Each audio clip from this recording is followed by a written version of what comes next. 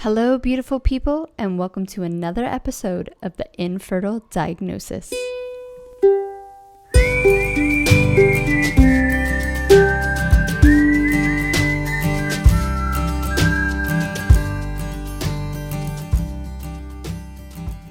I'm your host, Monica Cox, along with Sarah Clark, and we're here to support, inspire, and educate those who are all consumed with the label of infertility.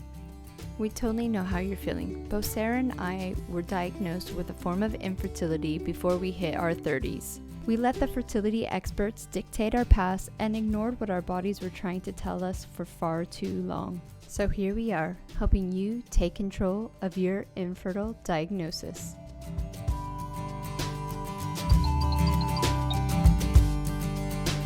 Right, welcome back to episode 11 of the Infertile Diagnosis. Last week we talked about maybe why your diet wasn't working for you. And at the end of it, we started talking about which is harder, diet or emotional side, because we talk about that. There are two really important things to deal with when we're dealing with infertility. So this week we want to talk about dealing with the past. So the past meaning anything kind of before your infertility journey started and really has nothing to do with your infertility for most of us, and how these insecurities could be fucking up your chances of having a healthier fertile body and a fertile mindset. And yeah, on our episode that we talked about dealing with the emotional BS of infertility itself, the emotional side and the mental side have been kind of like a struggle for me, in a sense of even just recognizing that I had insecurities or that I had fears about myself. And I felt like through my journey, I really had to like dive deep and kind of like become aware of all that bullshit. And when you become aware of it, you have to start dealing with it, right? Yeah, like our patterns. Yeah. We do the same thing over and over again. Yeah. Like that comparison thing. If you're like someone that likes to compare, you will compare in all aspects of your life, and especially in infertility. It's like, oh my goodness, there's my best friend over there getting pregnant, starting her life. I'm stuck over here. So there's times to compare all over the place. Or yeah, so it's to see the patterns. Because I coach a lot of people too about going back to see when that first started, back in childhood. Where did you get that idea from, and how true is it? Whatever Yes. that idea rolling around in your head is, that either you're not good enough, or you're not smart enough, you're not pretty enough, like whatever is your thing, and we all have it. And if you don't deal with that pattern, it'll keep coming up. And it's not to say once you've dealt with it, it still comes up, but then you can go, oh shit, well that's interesting. Right. Why is that there again? Okay, interesting. And for me, Yes. it is a comparison thing. I will do, and I immediately, initially for the comparison thing, I always thought I needed to go get more education. Oh boy, I need to go get it. I need to get something. And my husband's like, if you take one more course, I'm going to kick you in the head. Like, no more, like, you don't need to do another course. Like, why do you need to do that? So for me, growing up, I grew up, and I guess in a smart family, and I probably felt the dumbest out of everyone, even though I'm like, if you're around smart people, chances are you're probably somewhat smart too. And that took me like ages to figure out, because I always felt like I wasn't smart enough. But then I want to be with, like, yeah, like what's the whole smart thing. And so I wanted to then take a course to then prop up these feelings of not feeling good enough. And then through the infertility journey, it was like the comparison thing of the not good enough. Not that it came that I wanted to take a course during that period, not at all. But there was that comparison thing for me, and then me feeling, oh, I'm here. That's why, like, for me, like, staying in your own lane and doing your own thing in everything, in all aspects of life, is like the key to feeling good. And then actually taking steps, because I used to always get so frustrated and be banging my head against the wall, like with a bunch of stuff I do. I'm like, why isn't this working? And then when I was like, when I just kind of like eased up a little bit and like kind of got that, that not being so rigid and stuff like that, then it felt better. But yeah, for me during the infertility, it was the comparison. Why do you think that you felt dumber than your family? I don't know. Isn't that a weird thing? I only thought about that probably in the last year. I was like, why do I have this issue with this like education and feeling smart? And I'm like, because I don't like, I'm not a person talking about politics and things like that. I'm just not interested in it. I love health and wellness. I love like reading, but I'm just not interested in talking about political events. Yeah. It's just not in the news. Not that I don't really like watching the news a lot. I find it very like, I don't know, I just don't feel good. I get worried, and especially if there's anything to do with a kid. And so my family was into very like, we're having these sitting at the table, political events, and we're gonna have these huge discussions. And I would always be like, I had nothing to add. Yeah. Okay. Really want to, and they're all like very outspoken and everyone's yelling and carrying on. And I'm like, but they weren't talking about something that I talk about. So Yeah. I found my tribe of people that want to talk about, I guess things that I'm interested in. It's not that I'm not, I'm not, I will look at the news and I will be informed about things, but that's just Yeah. my passion. But yeah, it's interesting where that smart thing came from. And so what were you as a child then at the table? Was that kind of the same thing of like maybe the conversations that your parents and your brothers and sisters were This having? my brother. I was the quiet one. I didn't really say too much. I didn't have my voice. Like I wasn't able to, so even like doing my podcast now and being like vocal about these sort of things, it's not something that comes naturally to me where I'm like, great, let's like talk about an opinion that's like potentially controversial. But I'm like so passionate about this and excited about it. And I'm like, I kept saying, I got to get out of my own way to be able to get this message out to let people know. And, my brother's got some like genius IQ. Like it's, so these people are like, but then there's a whole emotional intelligence. And I always think that I'm way better on the emotional intelligence. Not to say that I'm not putting down my intelligence, but I'm more the emotional side, like the emotional Yeah. intelligence thing, and being able to like very intuitive and But it gets into your subconscious when you're a kid, yeah, right? it gets And stuck in there that you're like, oh shit, maybe I'm dumb. yeah, and then you bring it through your childhood, your adolescence, into your like 20s, 30s, and then all of a sudden infertility hits, and you find yourself saying, "Well, maybe I'm not good enough to be a mom, or Yeah. maybe I don't deserve to be a mom." And then it's kind of like, why the fuck am I saying this to myself? Like this, the insecurities stem from your childhood. Of, for me, I think when I was little, my parents were really young when they had us and hadn't dealt with their own bullshit, and they were always loving. We always had a warm place to sleep, food on the table.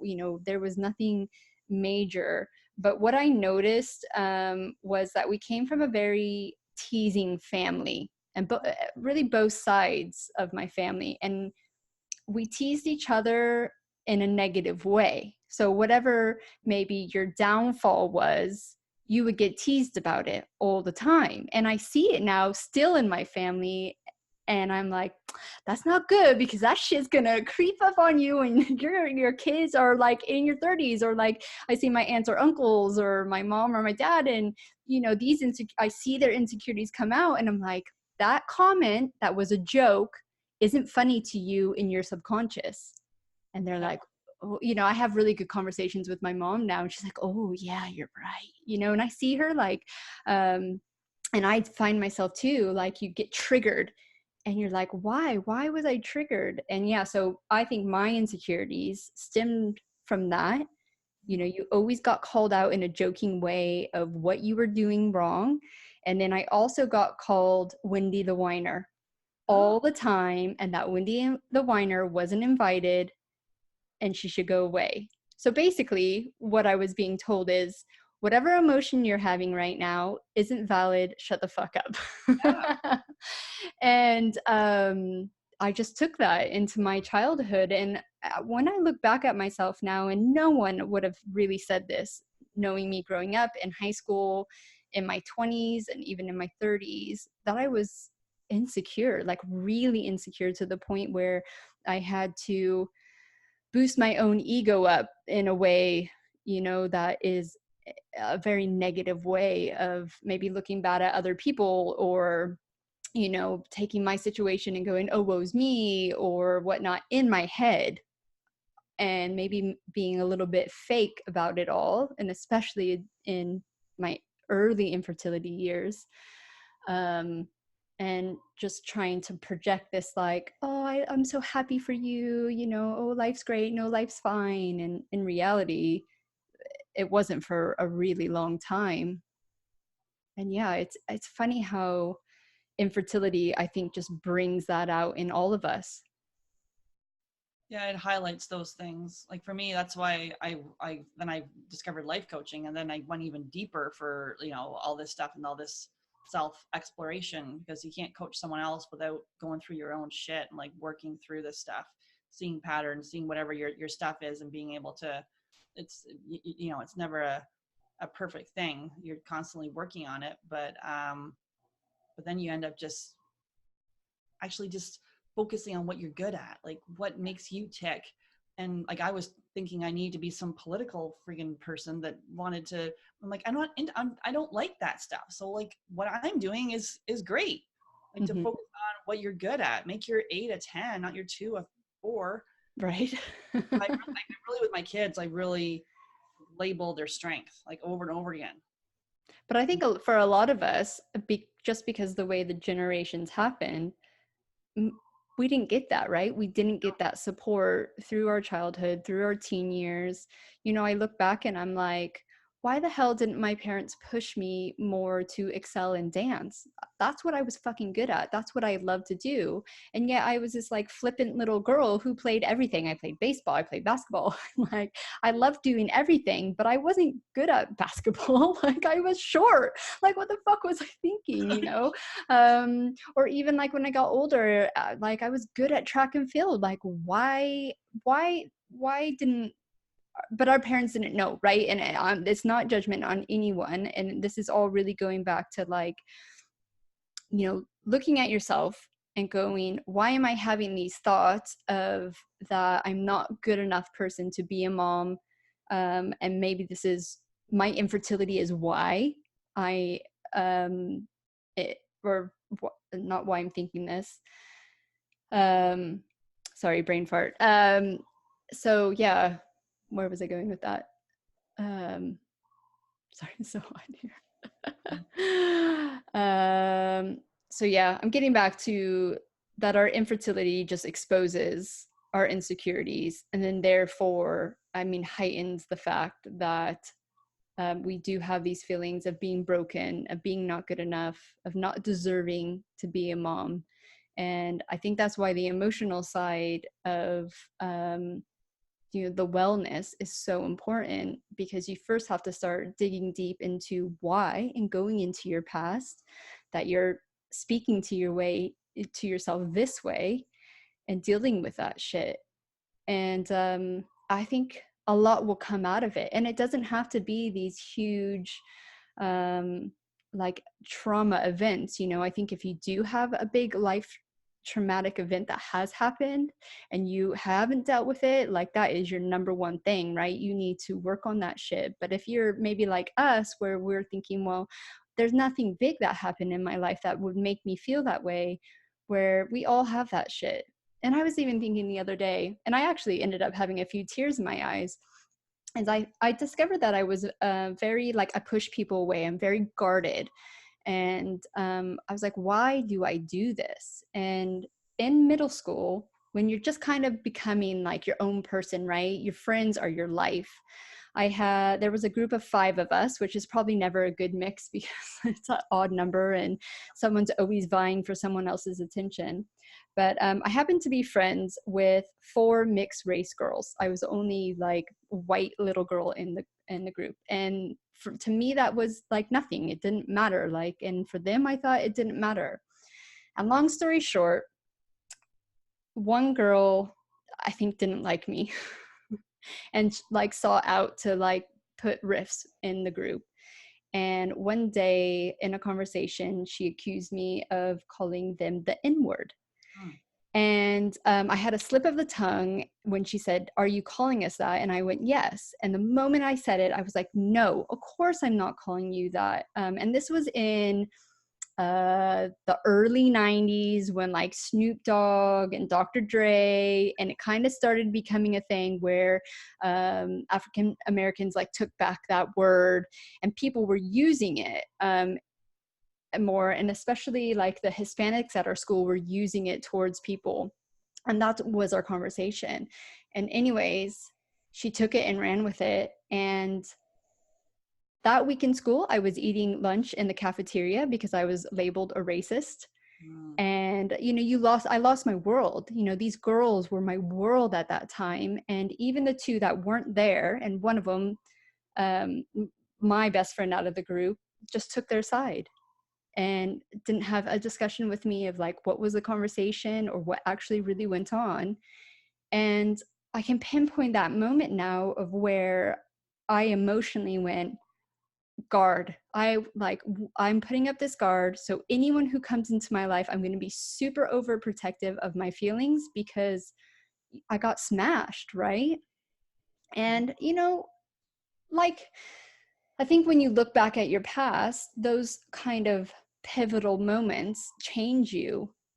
And I think I brushed it off a lot, especially, I mean, in high school, things got better. I mean, a few months later, things got better, they worked themselves out, but my emotional damage was done, right? I became friends with some of them again. And I keep in contact with one of them. But yeah, it just really set me up, especially in high school, when you're secure about life, no matter who you are, right? Like it's very rare to find a high school student that is like overly confident about everything in their life. But yeah, it's really interesting that my infertility kind of brought that to light of like, okay, you need to deal with that shit because you do push people away. You're not trusting. And, the people in your life don't deserve that because they are loving, honest people. Yeah, I had that guarding thing too from my dad because he was kind of like he'd be like friendly one minute and then he'd be yelling the next. So then I thought to myself, I won't get close. And then with a bunch of relationships too, I wouldn't really go there. Like I had a whole weird thing about saying I love you, even to my husband for like years. We would just rarely say I love you. And then I'm like, this is ridiculous. How did we get into this thing? And now it's like every time we hang the phone up or whatever, we say it.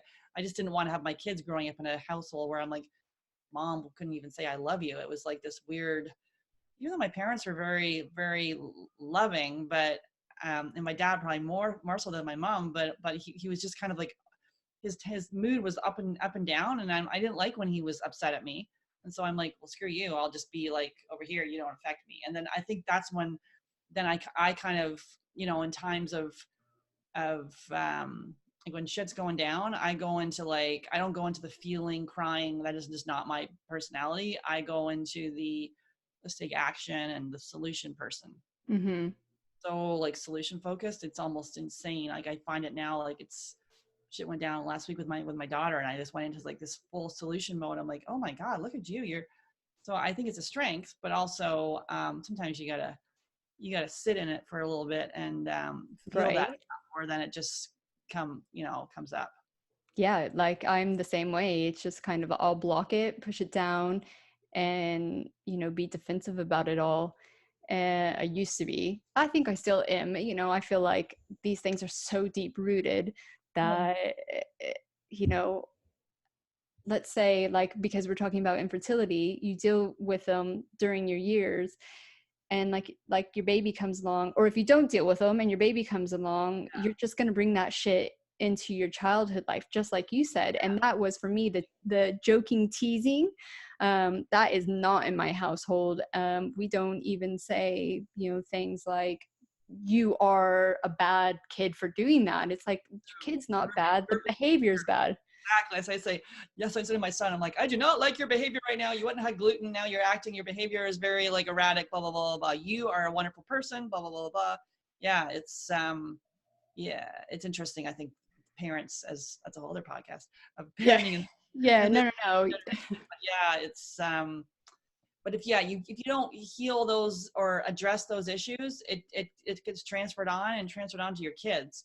And so, in going through the fertility journey, to look at it in a positive way would be like you get some time to actually work on your shit Yeah, and be able to like work on your mindset, work on bringing like your healthy diet. And I guess back to that diet and mindset piece, why I just think a lot of people will go right to the mindset instead of and work on that, and then but really ignore the diet piece. So and yeah. I just what I just see over and over again, and they think that it's just the block, which it could be, but it could be that Whopper that you're eating every day too.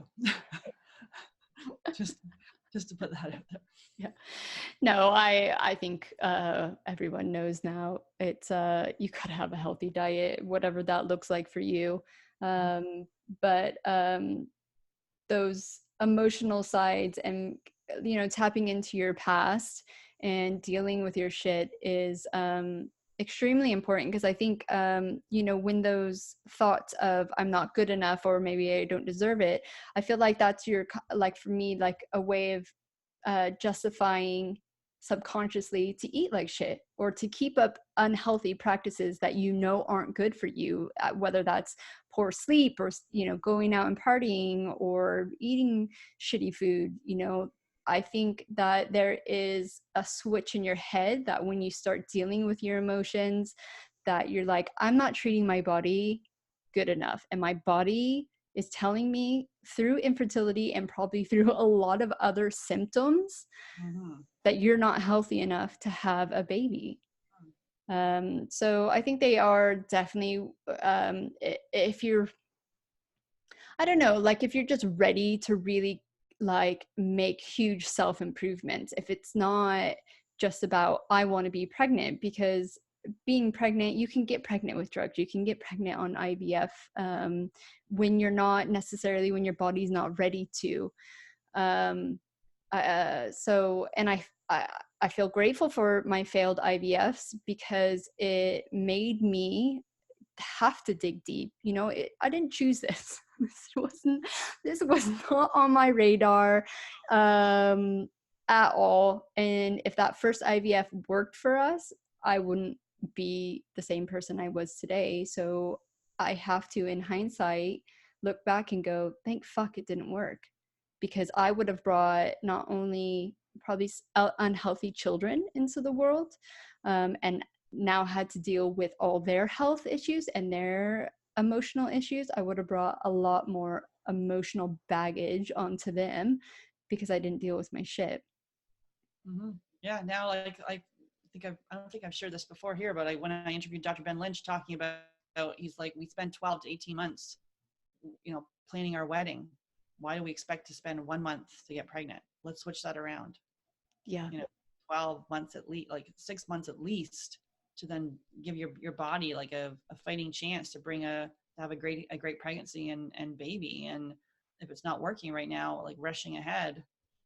And I think that that is both our ultimate goal in life. We know the quick fixes. We know the lingo to say to women to, hey, join up and pay this money and we'll get you pregnant in 6 months. And we don't say that, one, because it's bullshit, we just don't believe in it, and two, our ultimate goal probably isn't to get you pregnant. Our ultimate goal is to help you have healthy and happy children, and you yourself be healthy and happy. That is our ultimate goal. That is our mission of why we are doing what we are doing now. And sharing like personal issues, like, yeah, I don't like talking about emotions. I don't like talking about my past. I mean, I've got a lot, man. Now I should go on like Dr. Who's that Oprah guy? I need to go on Oprah.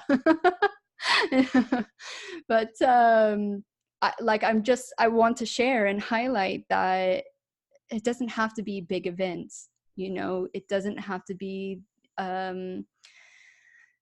you know, you watch people, I think sometimes the media like dramatizes like people who have gone through these amazing hardships and have like come out the other side, but like what about just normal people who have just through the generations just been kind of beaten up or beaten down subconsciously, and now we're trying to fix all that shit, you know, our like we're trying to not fix everyone, but I'm saying like help people realize that your normal life or your normal health issues, all that kind of stuff has been built up, and your infertility is shining a huge spotlight on it, going, help me, fix me, you know, do Mm. the work that you need to do to improve our situation. Yeah, and it'll help having your healthy pregnancy, postpartum, and kids. So it's not focusing on this. There's never a downside on it. Mm-hmm. It's Downside, uncomfortable. it's uncomfortable, but that's where the best, you know, to be able to get those like epiphanies when you're realizing that loop you have in your head of this whatever you're saying to yourself is not even your voice to begin with, and it's all bullshit, and that and that it came from like this event that happened when you were like in grade 4, and you Mm-hmm. trace it back and you're like, wow, and then you can then move forward like in coaching. It's just to be again aware of those patterns because we all have them, and Yep. see, take the time to examine it, and now there's, if you look at something for a reason, I don't know, like there's I think there's just something in here to dig deeper and to see what's, what can you explore that, yeah, to help yourself at this stage. Yeah. Yeah, definitely. So we're going to make this a short episode today, and we hope that this gives you a little bit of encouragement to look back at your past, see if there's, you know, anything that you've been ignoring or haven't been wanting to deal with, and give yourself permission to deal with that shit and find a way to do it, you know, either through coaching, through therapy, through journaling. You know, there's lots of different ways that you can take control of your emotions and start getting mentally healthy and ready to carry you through the rest of your journey to parenthood and beyond. I know it's fucking annoying. I know it was annoying when people said it to me, but shit's gonna go down when you get pregnant. You know, like having kids is no joke. And so if you are mentally, if you can mentally come out strong through infertility, the rest of your journey through your pregnancy and parenthood and life is just going to be that much better.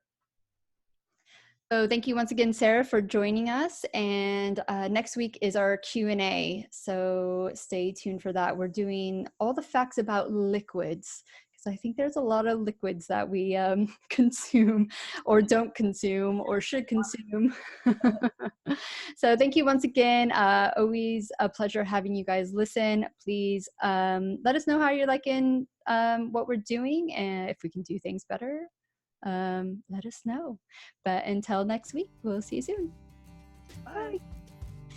A few more things before you go.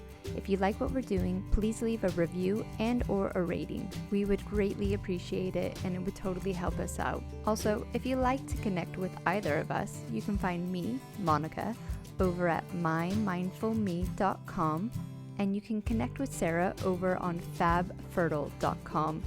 All the links you need to find us on our websites, our social media, any products we talk about, books, special offers, or any guests that we have on, you're going to find all that information in the show notes. So that's it. Thank you once again for being with us here on the Infertile Diagnosis, and have a beautiful day.